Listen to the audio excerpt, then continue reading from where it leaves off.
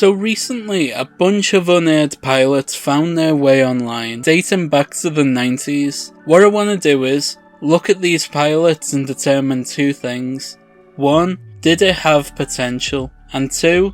How different would popular culture be if this pilot was picked up for series? Today we're opening up the pilot vault and looking at a pilot for a show called What's Going On with Mike Mitchell, an unaired pilot for a talk show. The premise was that the host, Mike Mitchell, had no idea who the guests were going to be until they appeared on stage. His announcer is his best mate, and it's through him announcing the guests to come on stage that he finds out who he's going to be interviewing that day. It's interesting to see a talk show where the topics and bits aren't scheduled and rehearsed beforehand. It really does show how real conversations are nowhere near as smooth as the stuff that you see on TV. Unless you're Craig Ferguson, I suppose. That man had so much charm and charisma that he'd rip up his talking points before the start of every show and just chat with the celebrities naturally. Conan as well, I suppose. He was another one who could chat with people very naturally. It's a shame that his late night show didn't really allow him to do that most of the time. But you can see it on his podcast that he has that same charm. We start this show with Mike having to sign his contract to appear on the show. He just skims through it and then signs it without reading it. He is then given the jokes he has to make, which was honestly such a refreshing take on the start of a late night show. Usually they deliver the worst jokes imaginable, written by their writers team, but in this one, Mike reads them blind, often openly admitting that he doesn't get the joke and stuff like that. I loved it. It was so raw and real. I never like this bit in the start of a late night show.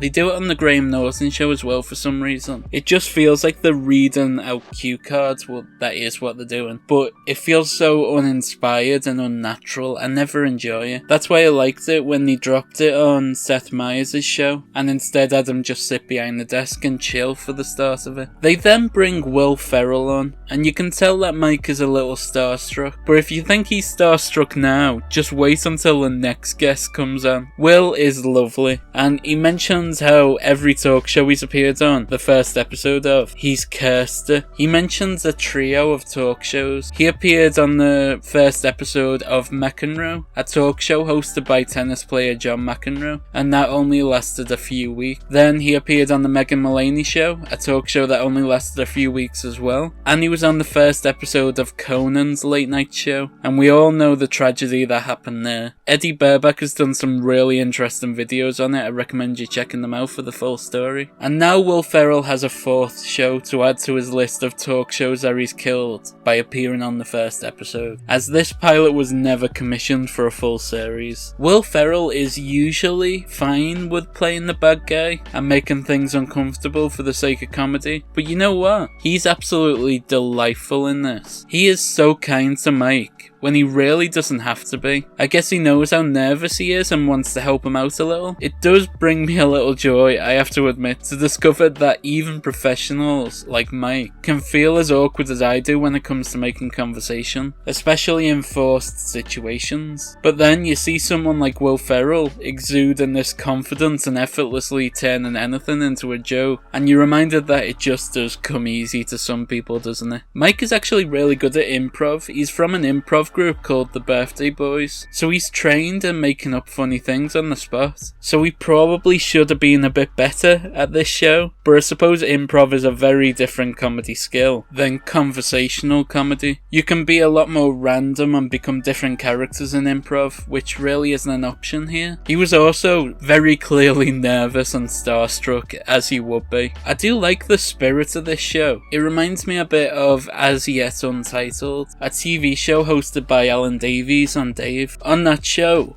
they don't have a schedule per se. It's just 4 comedians come in and have a few talking points. Then they tell their stories and they have a casual chat about them. It's really casual and I'm always on board for stuff like that. The conversations on most talk shows are as scripted as any film, and that's why when actors go on, they look like they're brilliant at conversation when compared to like you and me. That's why they seem so naturally charming on talk shows, because it's all practiced and rehearsed. And you saw in that episode of Nathan For You that everything is fake. I love that episode of Nathan For You where he crafted the perfect late night show story and was going to go on to tell it, only for Kirsten Dunst to go on before him and tell what was pretty much exactly the same story. It just shows how fake everything is in talk shows. We then have a segment filmed a little later where Mike talks to a talk show expert, the late Larry King. Larry gives him some genuinely good advice, and Mike is pretty funny with it. Great segment. I love these little cutaways on the show because it shows that the entire premise of this show is that not only does he have no idea who the guests will be, but he also has no idea about anything on the show. The whole show was planned without him even knowing that he was going to host it. The humour comes from taking an otherwise ordinary guy and throwing him in completely out of his element and making him host a genuine talk show.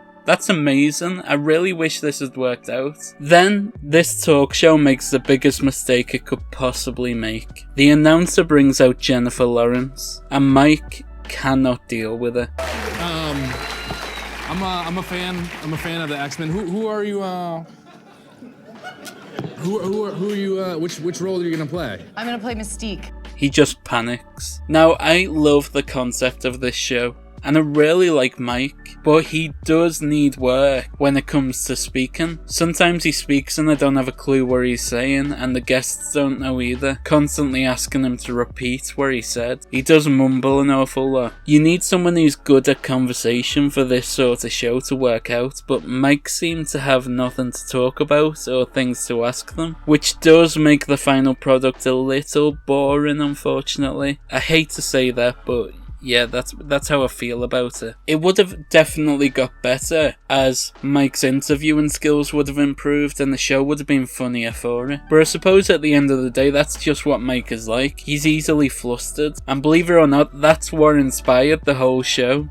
Initially, it started out as a stage performance at UCB, the Upright Citizens Brigade Theatre in LA. We spoke about that theatre a little on the Kanye West HBO pilot video, if you remember. Mike had no idea that he was going to perform that day when he went to UCB, but his friends pulled a little trick on him, luring him into the theatre and then pushing him on stage in front of the audience. The beauty of this show lay in the joy of witnessing him being bewildered but still giving it his best shot. I think where it all went wrong for this pilot is that unlike with the live shows he did, they invited Jennifer Lawrence on the show, and this clearly made him panic.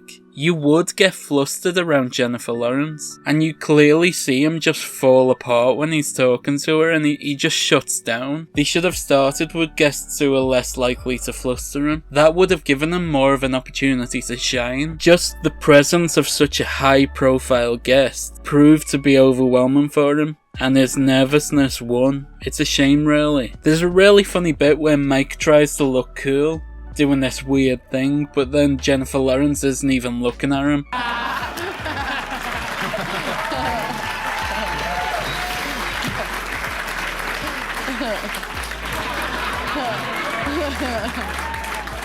And that is why he is Will Ferrell. She's not looking over this way. I was trying to look cool for you, and it didn't work out anyway. He could have just not mentioned it, but instead he embraces the awkwardness and just says what happened. It's refreshing to see someone be awkward on TV. Jennifer explains that the reason why she was looking away was because it's like there's a funny guy at the bar, referencing Will Ferrell, and this clearly crushes Mike, and she immediately apologizes for it.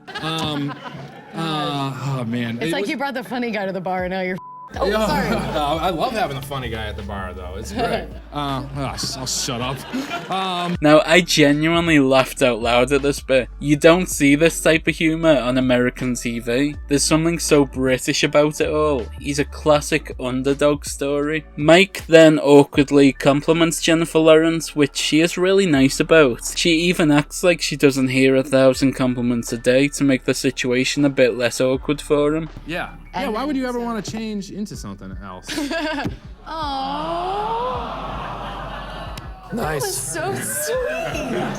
That was great. Now he's in the lead. I know. She's lovely. I love Jennifer Lawrence. What a lovely human being. So there was a bit earlier on where Mike's mattress was crushed by a steamroller. It wasn't a very interesting segment, so I didn't mention it, but it's relevant now for the bit I'm about to talk about. During the ad break, Jennifer Lawrence tells Mike that she has a new mattress coming away, whatever that means. Maybe she got a free mattress from someone, or she ordered one or something, I don't know. But she actually offers it to Mike to replace his one. This was so unnecessary, and it's not like it was for the cameras. She did something incredibly sweet off camera, and it's only because Mike brought it up that we know about it. Jennifer Lawrence is the best. I love it. Mike says about as much himself. You are the best person I've ever met in my entire life. We then end on such a high note. Mike has to introduce the musical guest, and he gets the card.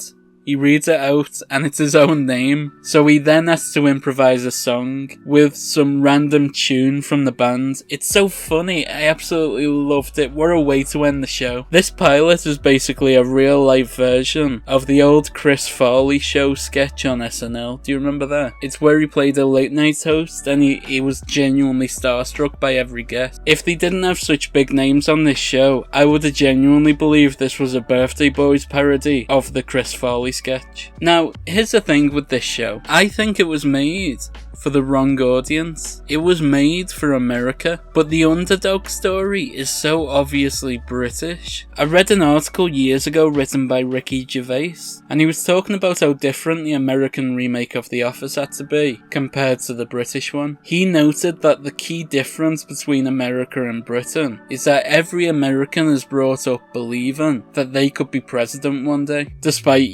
that obviously not being true. 2 presidents have been father and son, and 2 of them were almost husband and wife. It's clearly not equal opportunity for everyone, but that's a lie that they're fed. But in Britain, we're never told that we're good enough to be anything more than what we are, so our humour plays with that theme. This show would be a major hit over here, but I can definitely see why it wasn't right for America. Now, where does this rank among the other unaired pilots that we've talked about? Well, I really enjoyed it, and could easily place this in first place, but like I said before, it wasn't really right for America, so I'm gonna put it near the top in front of Carlton Your Doorman. It did have some serious potential. Just bring it across the pond. I enjoyed every second of this. We'd love it over here. It was like watching your friend meet Jennifer Lawrence. Absolutely brilliant. A great idea for a show. Do you want me to talk about more unaired pilots? Then leave a comment and let me know which one you want me to have a look at. And subscribe. We're trying to make it to 4K, so help us out with that. Right, I'll let you go. Bye.